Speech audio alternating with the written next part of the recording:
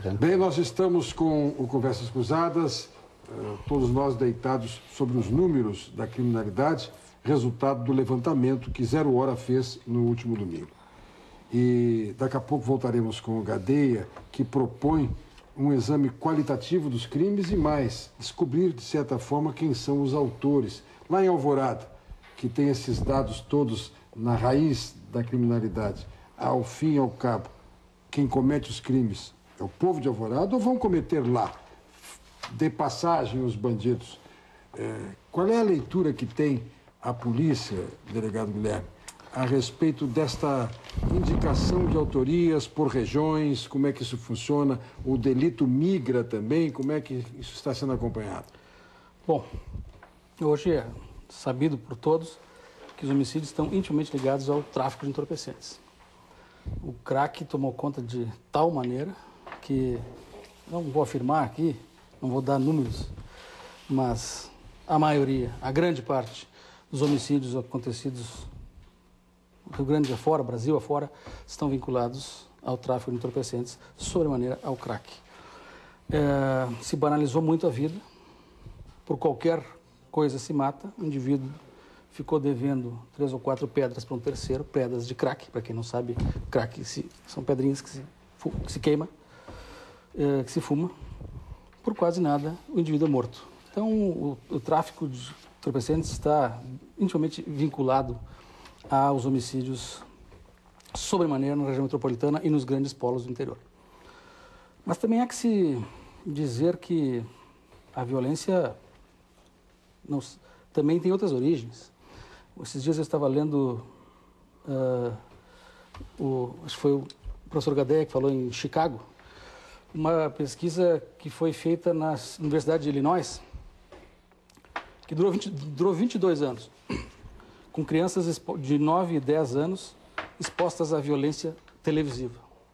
Essas crianças, depois da idade adulta, elas vêm a se envolver em ocorrências policiais 3 vezes mais do que aquelas que não foram expostas à violência televisiva e de outra sorte. Então, há uma banalização da violência, uma massificação da violência, infelizmente. Quem de nós já não presenciou, e não só nas classes inferiores, mas quem de nós já não presenciou num shopping center, num restaurante, num cinema, um indivíduo se alterar com outro por quase nada? No trânsito? No trânsito. Eu gosto resultados trágicos. Eu gosto muito de cinema. O Lauro Quadros, eu sei que gosta muito, não sei se tu és apreciador. Eu gosto muito de DVD em casa. Mas é outra forma de se chegar ao cinema. Tem um filme chamado Crash, que chama-se No Limite. Não sei se tu tivesse a oportunidade de ver, que as pessoas estão sempre como que pressionadas. Elas estão sempre como se fossem vitimizadas. Corda esticada. O outro está sempre seu algoz. Qualquer coisa ela explode. E isso se transfere para a sociedade no dia a dia, né? E o Raul falou da desestabilização social. Eu, antes de trabalhar no Departamento de Investigações Criminais, estive um período no Departamento da Criança e do Adolescente. Lá, um sem número de vezes, eu não sei quantificar, o garoto preso, apreendido, chama-se o pai, mãe, vem buscá-lo, ou acompanhar a lavratura da apreensão. E os pais dizem, delegado, eu e a mãe do fulano passamos o dia inteiro trabalhando para tentar dar uma oportunidade para ele, para que ele estude, ele e os irmãos dele estudem, para que tenha um pouco mais de sorte na vida do que nós tivemos. Mas meu filho me diz, pai, eu não posso ir ao colégio porque não tenho roupa de marca. Então, o consumismo, o consumo é uma característica da violência também. Não sei se vocês tiveram a oportunidade de ver um documentário do João Moreira Salles chamado Notícias de uma Guerra Particular, que entrevista os 3 lados da criminalidade dos morros cariocas: a polícia, a comunidade e os traficantes. O Dona Marta, né? O Santa Marta, ele... No Dona Marta, no Chapéu Mangueira. Eu não me lembro como, até um entrevistado, Hélio Luz, que na ocasião era o chefe de polícia lá. E eu me lembro de uma cena em que é entrevistado na grade de uma delegacia um indivíduo que diz: eu não vou ser ressocializado nunca. Porque naquela época, acho que em 97, não me lembro que ano foi, o salário mínimo era R$100, talvez. E ele disse: eu não vou sair daqui para ganhar o salário mínimo. Eu quero usar tênis tal marca. O tênis tal marca custa 3 vezes o salário mínimo. Eu vou sair daqui, eu vou saltar. Então, o consumo a que se expõe, que estão expostas as pessoas hoje, é que levam também à delinquência. Infelizmente, o adolescente, o jovem, vê bens que a sociedade considera de valor positivo, o senso comum, a massa, e se tu não tens aquele bem, tu não és aceito. Aliás, e isso leva a uma criminalidade. É uma das forças de cooptação que o tráfico exerce sobre os jovens, é a possibilidade de, com 2 ou 3 dias de atividade como soldado do tráfico, encontrar o tênis da sua predileção, este ou aquele bem. E mais ainda, a gente vê essa meninada não só se tornar-se drogadito, como também participante deste comércio. Brito, só uma referência que eu queria fazer ao Raul, que a polícia também não está satisfeita com os números. Nós também não estamos satisfeitos. E, para nossa sorte, eles vêm reduzindo pouco, mas vêm. E reduzirão mais, mas nós também não estamos satisfeitos. Gadeia, a tua proposta, Gadeia, de fazer uma leitura na intimidade desses números, e especificamente sobre o caso de Alvorada, que aqui está representado, a tua indagação. Duas coisas. A primeira, antes de te responder, é que ficou um pouco pendente o que justamente o delegado disse, que eu concordo plenamente, que acho que é muito importante, e tem a ver com essa questão da mediatização, né? Com essa exposição continuamente da violência e às vezes de forma muito deliberada e até de uma abordagem muito vulgar e muito simplista. Não me refiro a filmes y cosas de ese tipo, me refiero a programas de TV específicamente que se dan, né, en otros canales de TV, donde exploran justamente todo este tema de la violencia y la pobreza asociada a violencia con un espíritu sensacionalista muy forte. Eu me faço responsável das minhas palavras, mas tem programas como, por exemplo, Brasil Urgente, ou programas que na versão gaúcha, né, de aqui do estado também, que se chama...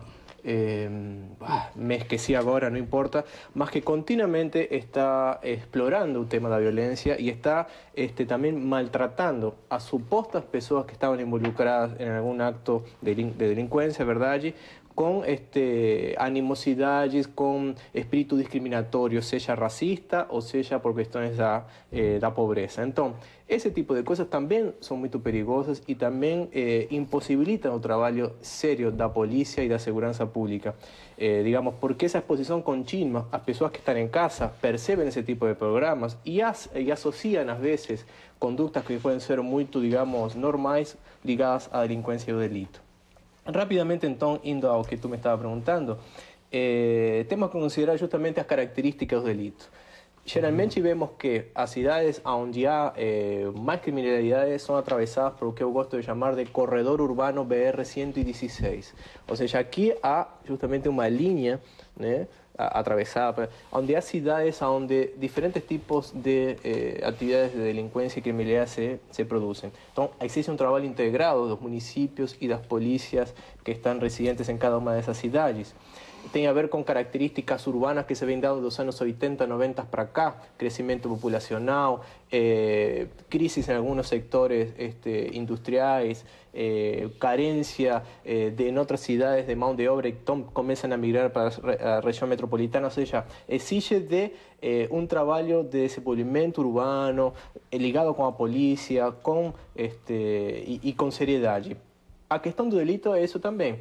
Alvorada talvez seja hoje a cidade onde se considera onde há maior criminalidade. Temos que ver se de fato são residentes de Alvorada e se são residentes de Alvorada, de que lugares de Alvorada, de que barrios, por que isso está acontecendo. São jovens, não são?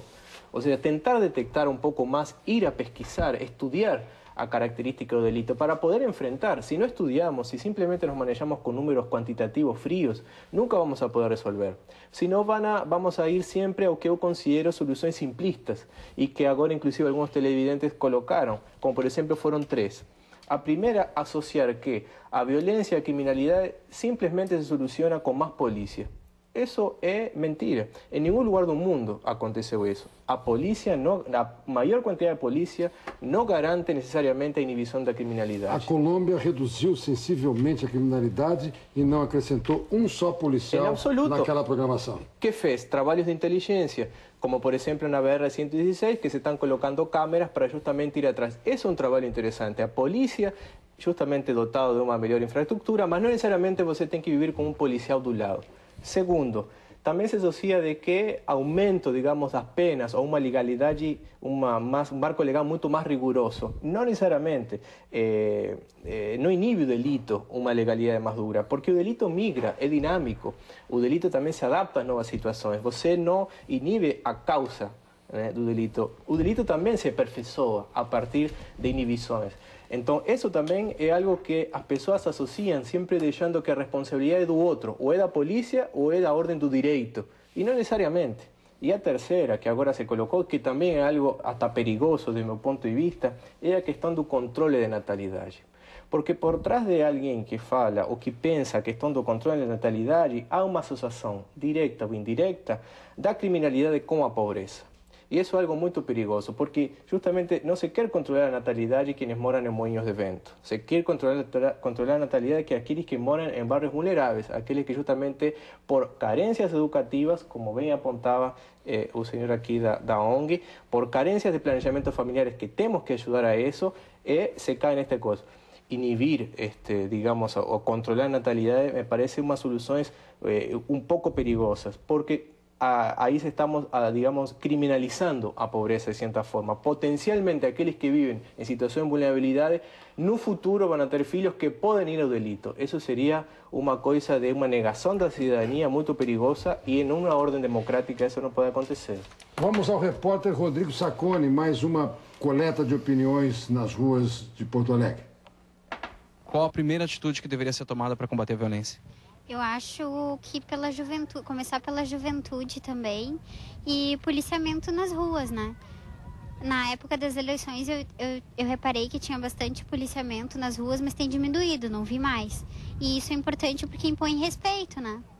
A gente se sente mais seguro andando nas ruas. Ensino, retirar da rua, dar alimento, uma boa educação, um treinamento, para trabalhos e vai diminuir muito. Isso não adianta sair matando o bandido, porque tu mata um bandido hoje, aparece 4 ou 5 guris logo em seguida. Então tu tens que pegar pela origem e tirando eles devagarzinho, ponto por ponto. É com a infância, né? Um povo se faz pela educação, que é o que está faltando nesse país. Né?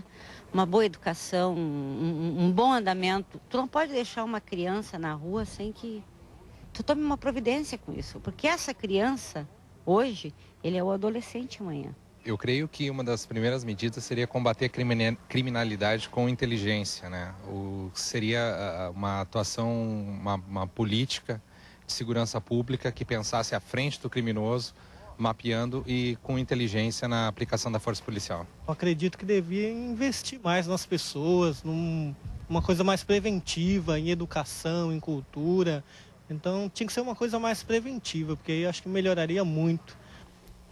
Você pode enviar sua opinião também para o e-mail conversas.cruzadas@tvcom.com.br ou ainda para o Twitter @conversacruzada.